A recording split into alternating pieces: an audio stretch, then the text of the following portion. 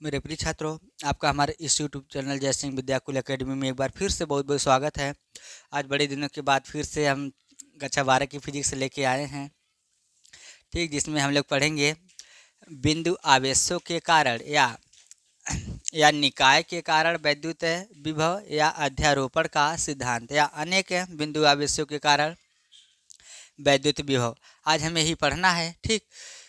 तो हेडिंग देखिए, 3 प्रकार से मैंने दे दिया कि बिंदु आवेशों के कारण या निकाय के कारण वैद्युत विभव या अध्यारोपण का सिद्धांत। तो इसको हम अध्यारोपण के ही सिद्धांत से ही ज़्यादा जानते हैं, ठीक।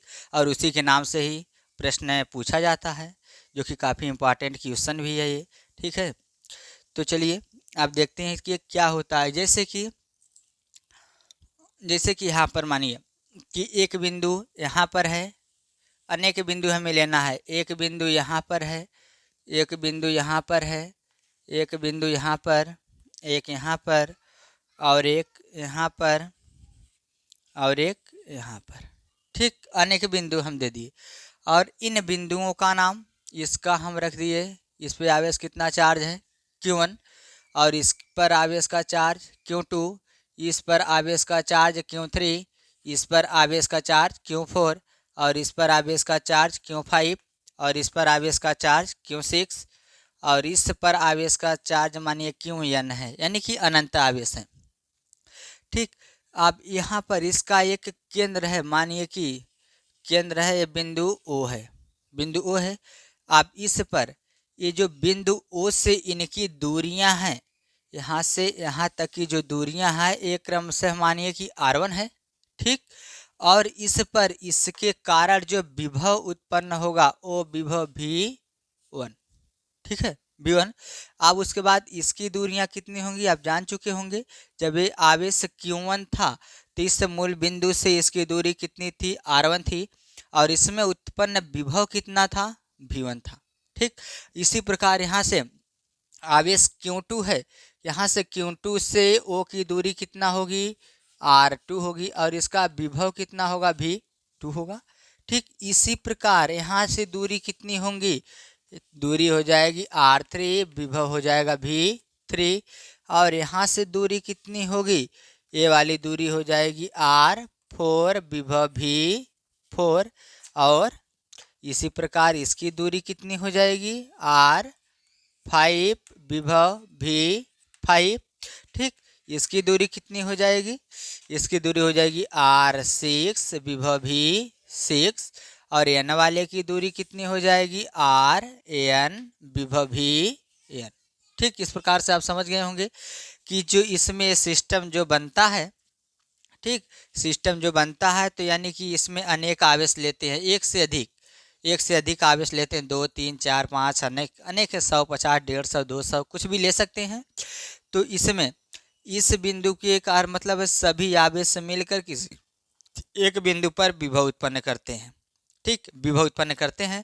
तो अब जो विभव होता है इसका इसका इसका यानी कि सभी का जो विभव, जितना ये विभव इस पे लगाते हैं उतना ही ये विभव सब पे लगाता है, ठीक, संतुलित बल की तुलना में। एक बार हम इसके कारण Q1 आवेश के कारण बिंदुओं पर वैद्युत विभव ज्ञात करेंगे, और एक बार इसके कारण ऐसे सभी अनंत तक निकाल लेंगे। निकालने के बाद हम सब जो इसका विभव होगा, इसका विभव हम पूरा मान लेते हैं V है। कितना मान लेते हैं, पूरा विभव इसका V मान लेते हैं। ये V किसके बराबर होगा, V1, V2, V3, V4, V5, V6 अनंत तक, यानी Vn तक बराबर होगा। तो चलिए देखते हैं, इसके बारे में पहले लिख देते हैं। माना कोई निकाय अनेक आवेशों से मिलकर बना है, जो Q1, Q2, Q3 dot dot dot Qn है, जिनके बिंदु O से दूरियां क्रमशः R1, R2 dot dot dot Rn है। इन आवेशों के कारण के बिंदु पर विभव क्रमशः V1, V2 dot dot dot Vn है, ठीक। इस प्रकार से हमने लिख दिया। अब हम बारी बारी से सबका विभव ज्ञात करेंगे। तो चलिए हम इसको रब करते हैं। अतः बिंदु O पर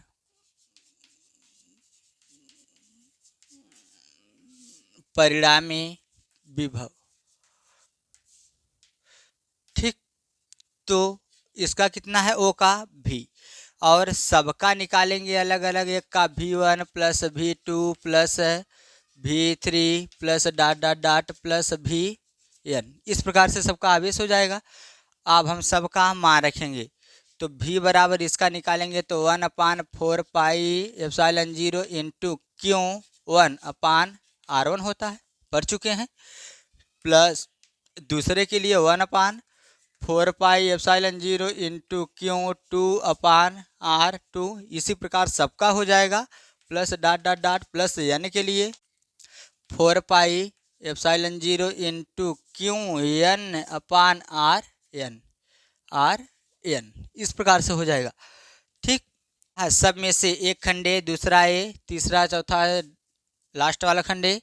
अब इसी में से हम क्या करेंगे कि 1/4 पाई एप्सिलॉन 0 कॉमन कर लेंगे। v बराबर 1/4 पाई एप्सिलॉन 0 जब कॉमन करेंगे तो यहाँ पर Q1/R1 plus Q2/R2 plus dot dot dot plus कितना मिलेगा Qn/Rn, इस प्रकार से मिल जाएगा। ठीक, तो यही हो जाएगा क्या अध्यारोपण का सिद्धांत। या इसको हम एक और तरीके से लिख सकते हैं, या कितना है v बराबर बाहर कितना है 1/4 पाई एप्सिलॉन 0, और हम जब अनेक संख्याओं को जोड़ना होता है तो इसका प्रयोग करते हैं क्या, ठीक, सिग्मा है। सिग्मा का प्रयोग यहाँ से कितनी है, 0 से हम लिए हैं, कहाँ तक लिए हैं, n तक, और उसके बाद आवेश कितना है, क्यों है, दूरियां कितनी है, r है। तो हम इस प्रकार से भी लिख सकते हैं इसको। ठीक, इस प्रकार से भी लिख सकते हैं। 0 से शुरुआत करते हैं, कहाँ तक जाते हैं, n तक जाते हैं, और यहाँ पर आवेश कितना है, क्यों है, और दूरियां सबकी r है। तो ये होता है अध्यारोपण का सिद्धांत। ठीक, हमें विश्वास है कि भली बात आप लोग को समझ में आया होगा। अब इसके बाद हमें पढ़ना है कि किसी वैद्युत द्विध्रुव कि अच्छी है अथवा निरक्षीय है, या फिर न तो अच्छी न तो निरक्षीय, किसी भी दिशा में हो सकती है, उसका हमें वैद्युत विभव ज्ञात करना होगा। ठीक है, तो अब इसके बाद हम लोग आगे पढ़ेंगे किसी वैद्युत क्षेत्र में उसके अक्ष पर रख के वैद्युत क्षेत्र की तीव्रता या वैद्युत विभव ज्ञात करना। तीव्रता तो पढ़ चुके हैं, वैद्युत विभव ज्ञात करना पढ़ेंगे। और उसके बाद फिर उसके निरक्ष पर, यानी कि लंबवत जब रखते हैं तब निरक्ष होता है। जब उसी की रेखा जैसे इसे सीध में इसी के आगे रख देते हैं यहाँ पर, तो उसके अक्ष पे होता है। और न तो इसके लंबवत रखते हैं न तो इसके अक्ष पे रखते हैं, बीच में कहीं यहाँ पर रख देते हैं, तो क्या होता है, वह किसी भी दिशा में हो सकता है, उस स्थान पर हम ज्ञात करेंगे। ठीक, तब तक आप लोग भली बात पढ़ते रहिए, वीडियो को शेयर करिए, दोस्तों तक पहुँचाइए, क्योंकि काफ़ी मेहनत हो रही है पढ़ाने में। ठीक है, आप लोग मेहनत से पढ़िए और प्रयास करिए ज़्यादा से ज़्यादा शेयर करने का, और वीडियो को लाइक सब्सक्राइब कमेंट करना ना भूलें, क्योंकि कमेंट आप लोग करेंगे तब पर भी हमें पता चलेगा कि वीडियो की कौन से बच्चे को किसको कौन समझ में आ रहा है, कौन टॉपिक नहीं आ रहा है, कि और कैसे बताएं, हम किस तरीके से बताएं। आप लोग कमेंट ज़रूर करिए। ठीक, कमेंट करने में क्या जाता है, क्या लगता है, कुछ नहीं लगता है। ये रिचार्ज कराते हैं फ्री का, चाहे 28 दिन का कराएं या फिर 56 दिन का कराएं या 84 दिन का कराएं, तो आप 84 दिन लगातार 24 घंटे बात करते रहेंगे तब पर भी उतना ही खर्च होगा, या फिर 1 मिनट बात करिए डेली तब पर भी उतना खर्च होगा। इसलिए ज़्यादा से ज़्यादा पढ़ाई करने का प्रयास करिए। ठीक है, चाहे जो भी वीडियो हो फिजिक्स में संबंधित, ठीक है, चाहे किसी भी तैयारी लेवल का हो, आप लोग बस कमेंट करके हमें बस बताइए कि सर ये बताइए। ठीक है, तो उसके बाद मैं बताऊँगा, निश्चित ही बताऊँगा।